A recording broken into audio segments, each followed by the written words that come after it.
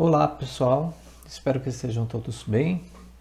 Vou começar a gravar aqui a aula dessa semana de After e essa aula a gente vai ver o gerador de partículas, que é um recurso muito utilizado, muito dinâmico, muito útil, que ao mesmo tempo que o princípio dele é simples, ele pode tomar feições, ele pode chegar a níveis muito complexos de execução, né?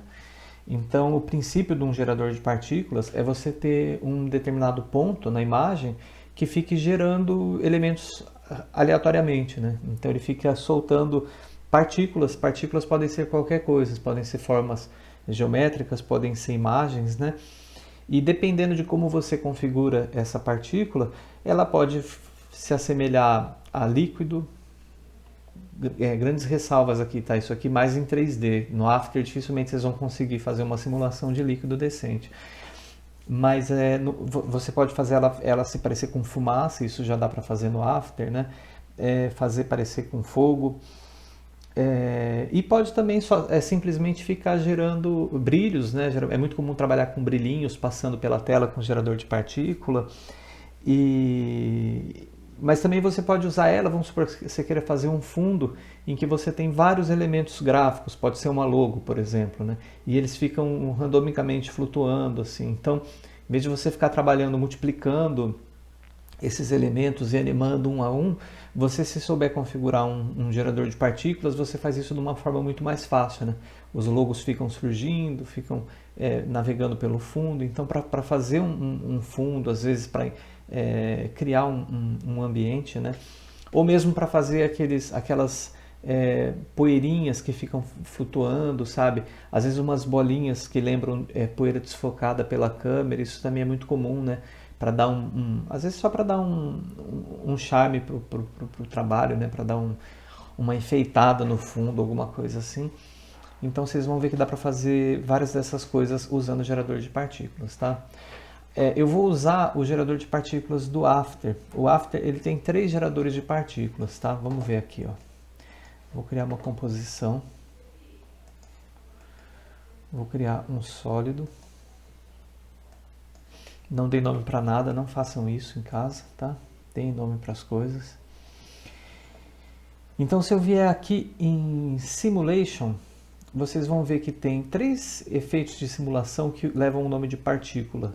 É o Particle System 2, o Particle World e aqui embaixo o Particle Playground. O Particle Playground ele diferencia dos outros, ele não tem esse CC de Creative Cloud na frente, né? Então tem o Particle System 2 e o Particle World, eles são semelhantes, tá? A diferença principal aqui é que um é mais antigo, ele é 2D, o Particle System 2. O Particle World ele já é um ambiente 3D, então é com ele que a gente vai trabalhar, tá? O Particle Playground ele é um pouco diferente dos outros dois. A lógica dele é um pouco diferente. Ele é mais, acho que para você simular colisão entre partículas e coisas assim, né? Então a gente não vai ver ele. O que a gente vai ver aqui é o Particle World. Até porque coisas mais complexas de partícula, eu acho que é melhor você ir para um software 3D do que tentar fazer no After, né? Por exemplo, colisão de partícula eu não faria aqui, eu tentaria fazer no Cinema 4D, né? Eu recomendaria um software 3D, alguma coisa assim. Então a gente vai ver o Particle World, coisas mais simples, no entanto, é interessante fazer no After, tá? E aí ele tem um grid aqui, um grid tridimensional, ele tem um grande cubo aqui que eu posso rotacionar, para a gente ver que realmente essas partículas elas estão num ambiente 3D, meio pesado aqui, né?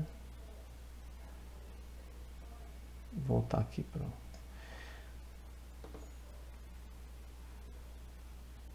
tá estranhamente pesado, não sei porquê. E olha só o que acontece. Conforme o meu cursor vai andando, ele jorra infinitamente. Elas têm um princípio, mas elas não têm um limite, né? Se eu quiser deixar horas aqui esse gerador de partículas, uma timeline de horas, ele vai ficar horas rodando, emitindo essas partículas de uma forma aleatória, né? Mais ou menos aleatória, né? A gente vai ver que a gente tem controle sobre como que essas partículas surgem. A partícula em si são esses riscos, né? Então esse aqui é o formato da partícula. nesse padrão aqui desse filtro, né?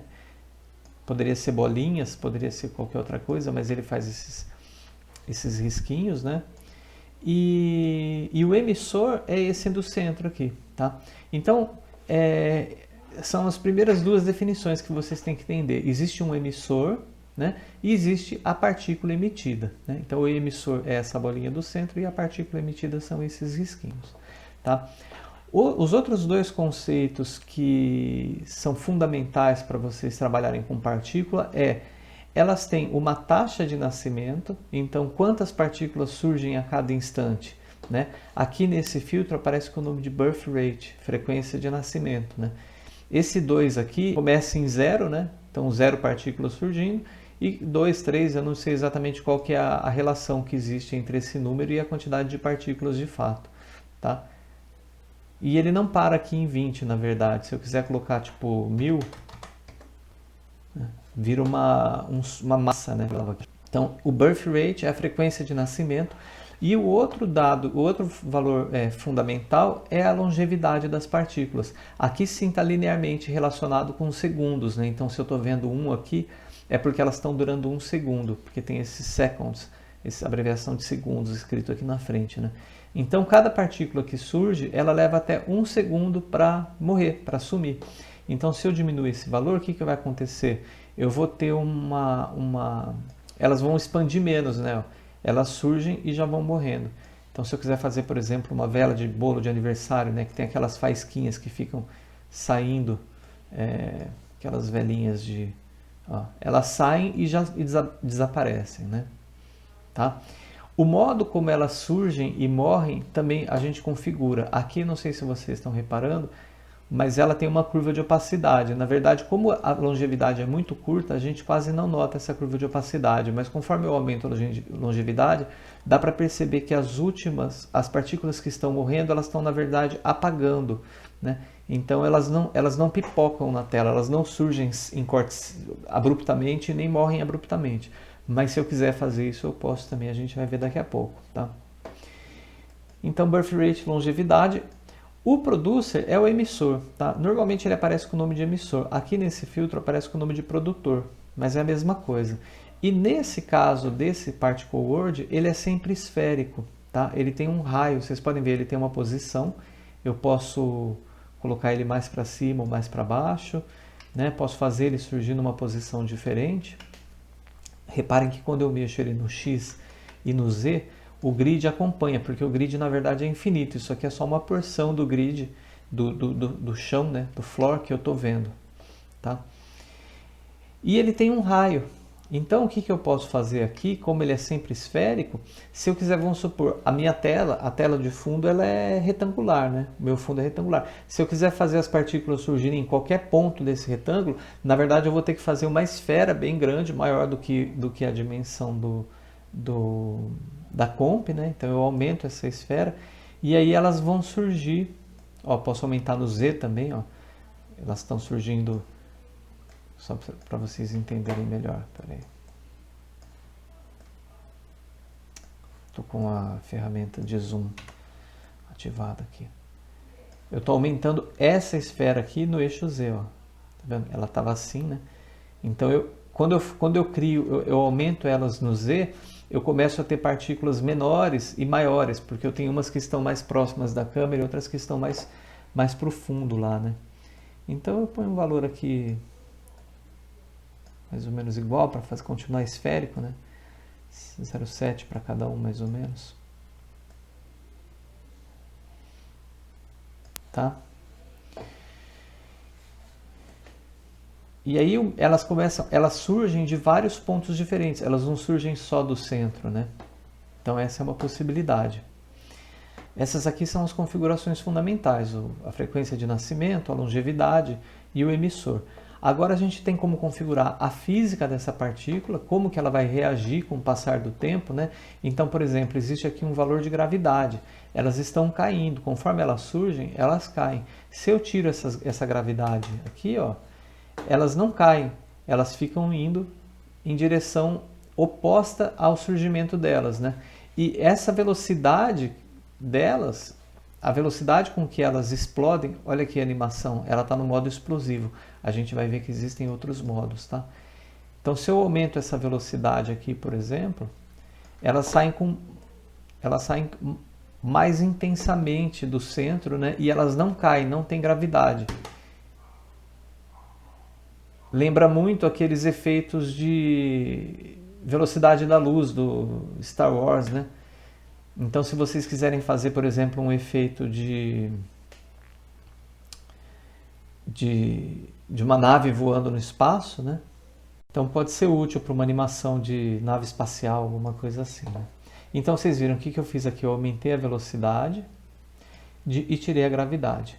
Existem outros valores, como, por exemplo, resistência. Então, se eu aumento a resistência, por mais que ele tenha velocidade, o ar vai ter resistência. Então, eu vou ter uma explosão inicial forte, mas a coisa vai andar um pouco devagar. Então, são configurações assim que permitem você ter uma certa mobilidade do que você chegar no efeito que você quer, né?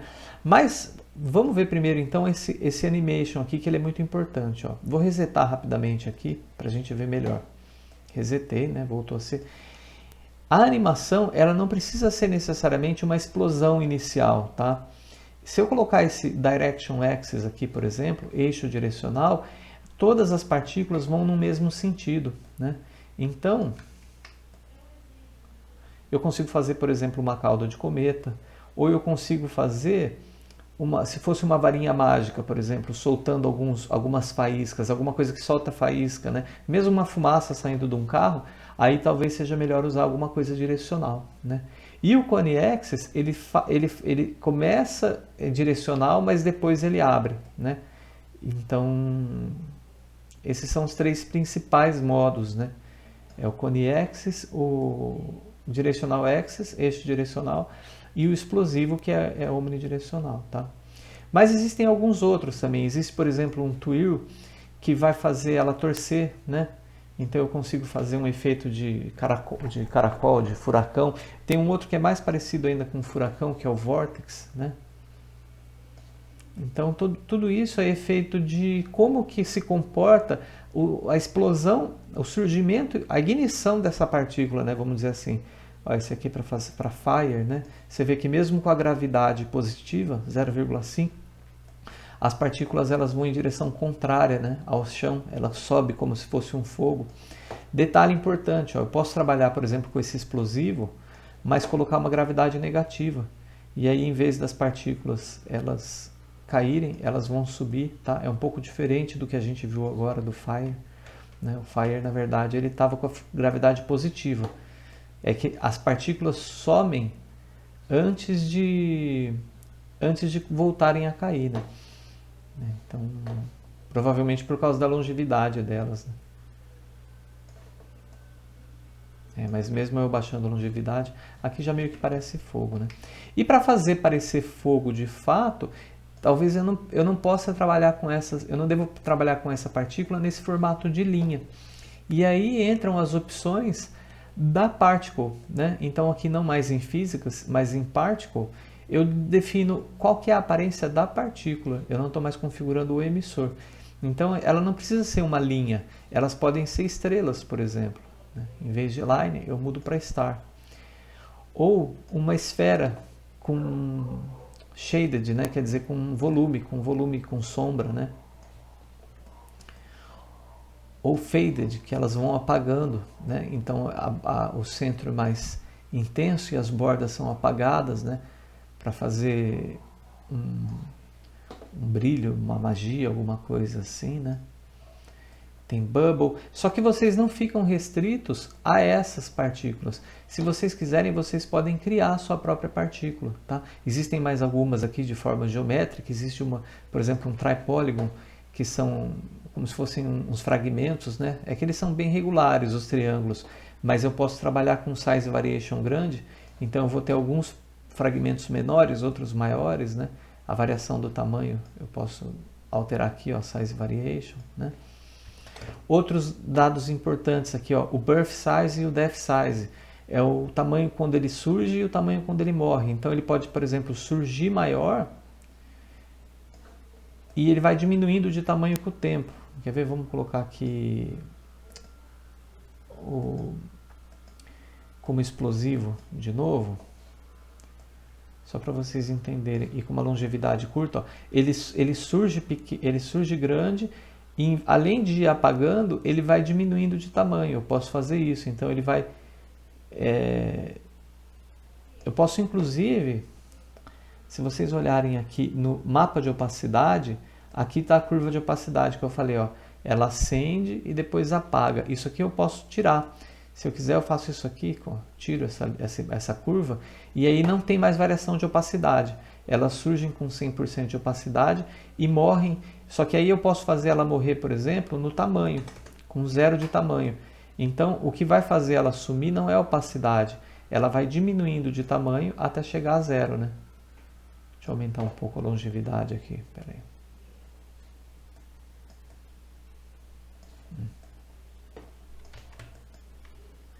Então agora ela não está mais apagando. Elas estão realmente diminuindo de tamanho, diminuindo de escala, né? Então essas configurações todas dizem respeito não ao emissor, mas dizem respeito à partícula, né? O tamanho que ela surge, o tamanho que ela morre, a aparência dela, né? E aqui também tem o mapa de cor, ó. Eu posso falar que elas estão surgindo amarela e terminando vermelho. Mas se eu quiser, eu posso deixar elas serem amarelas o tempo todo, por exemplo. Surge e morre amarelo. Posso aqui colocar como custom, né? Ou origem constante. Então ele vai manter uma cor constante, tá? Mas posso trabalhar com... inclusive com um mapa de cor customizado, né? E tal. Então tudo isso que diz respeito à aparência da partícula, a gente vai encontrar aqui. Agora, para a gente, o mais importante mesmo que eu queria mostrar hoje é justamente aqui em Particle, essa opção Textured Square. Tá? Esse Textured Square significa que ele vai gerar uns quadrados com uma textura. Então é aqui que eu posso aplicar uma imagem qualquer sendo emitida. Então vamos supor que eu queira criar o meu próprio Shape Layer aqui. Eu crio uma forma... Opa, criei uma máscara. Eu crio uma forma geométrica, né? Pode ser um polígono, por exemplo, com uma outra cor de preenchimento aqui, um verdinho, né? Então eu criei esse polígono. Ele não precisa estar, ele não deve estar visível, tá? Ele pode estar apagado aqui, eu não preciso estar vendo ele. O que importa é o layer estar aqui embaixo. Uma vez que o layer está aqui embaixo, quando eu escolho aqui Textured Square, pode ser um Textured Disk também. A diferença é que o suporte da textura vai ser quadrado ou vai ser circular, tá? Então, se for uma logo redonda, por exemplo, mas na verdade tanto faz, porque se ela tiver canal alfa, você não vai ver o resto do suporte, né? Então, coloco esse Textured Square e aqui em textura eu escolho o Shape Layer. E olha só, ele vai começar a emitir, deixa eu aumentar o Birth Size aqui. Então eu aumentei aqui o Birth Size e tirei a gravidade, e aí eu vou ter esses pentágonos, né, sendo emitidos, né? E se eu vier aqui no Shape Layer e mudar a configuração dele, colocar aqui, por exemplo, Star, né? Então eu vou pegar aqui, eu já deixei separada a logo do Barão, eu importo ela para cá. A única condição é que essa logo esteja na composição, né? Ela não precisa estar visível, eu apago ela, vou lá no gerador de partículas, vou no tipo da partícula, em Particle, né? Já está quadrado texturizado, vou na abinha textura que surge a hora que eu ligo esse quadrado texturizado e escolho como camada de textura o logo que eu joguei, né? Então eu vou ter várias logos do Barão surgindo na tela. Então eu peguei aqui uma varinha mágica da internet,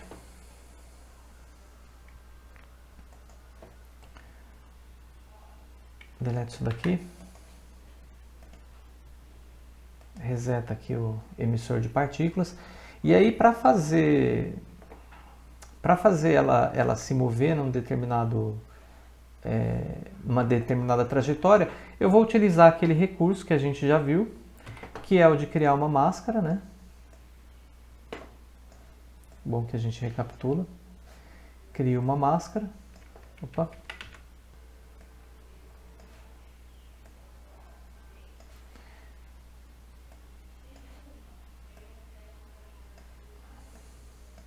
E aí eu copio esse path da máscara e colo como posição de um objeto nulo.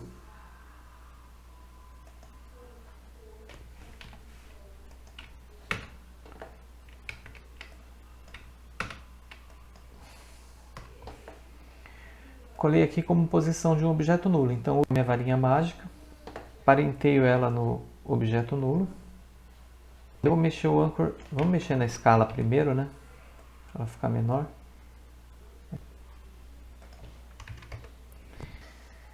E aí eu vou precisar fazer com que o emissor de partículas siga o nulo, né? Só que para fins desse efeito, eu não vou usar o Particle Word. Por quê? Porque a posição do emissor do Particle Word, do producer dele, ela é diferente da posição do nulo.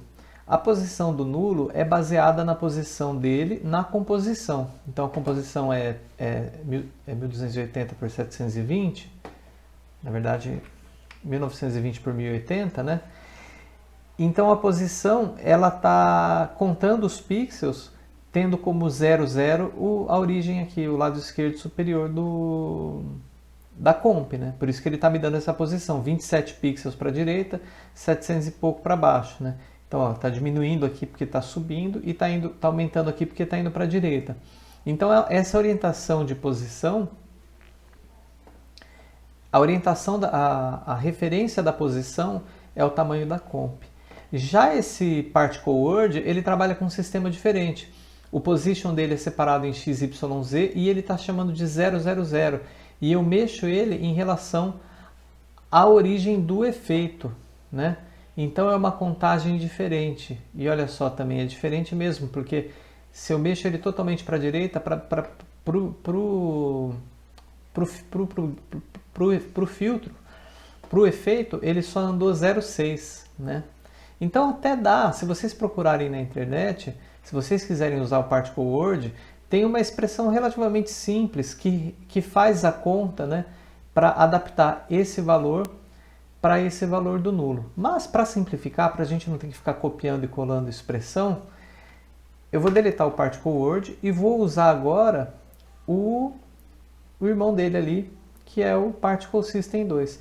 O Particle System 2 ele é mais simples, ele é muito parecido com o Particle Word, só que ele não é tridimensional. Aqui eu não preciso que seja tridimensional, né? Porque esse efeito ele está andando só no X e no Y. E o produtor dele, o emissor dele, olha só, 960 por 540. Ele está considerando a posição do emissor o centro de 1920 por 1080. Né? Então aqui eu simplesmente clico com o Ctrl no Position, como a gente já viu, né, em outras aulas, em outra aula, e parenteio no Position do nulo. E aí ele vai seguir o nulo. Né? Posso diminuir o buffer rate para não ficarem tantas, né? Diminuir também a longevidade para elas morrerem mais cedo, né? E inclusive mudar a física de saída dela de explosiva para direcional, né? Então elas vão surgir na direção do efeito. Ou direcional normalizado, né? Que aí ele vai pegar um pouco do... Não, melhor direcional mesmo. O que eu posso aumentar aqui é esse Inherit Velocity, que ele vai herdar a velocidade do movimento, tá? Se não me engano.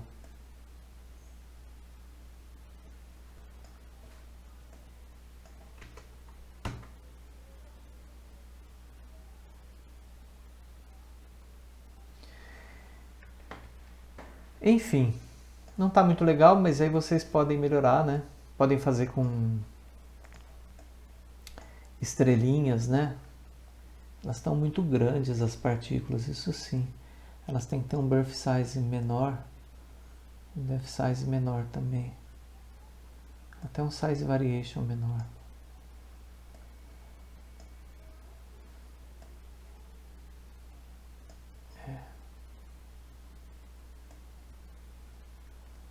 é que elas não têm profundidade, né? Elas só estão no XY, mas enfim. Se vocês quiserem trabalhar com profundidade, aí é só questão de procurar por essa expressão, né? Para usar aqui, para adaptar a posição nesse formato para aquele formato do efeito lá do Particle Word, tá? Mas ficou legal, ó, a varinha soltando estrelinhas. Isso é bem o princípio de gerador de partícula, tá? Isso aqui pode ir bem longe, mas eu acho que é interessante para vocês começarem a conhecer e se interessarem por esse efeito, ok? Obrigado então e boa semana para todo mundo.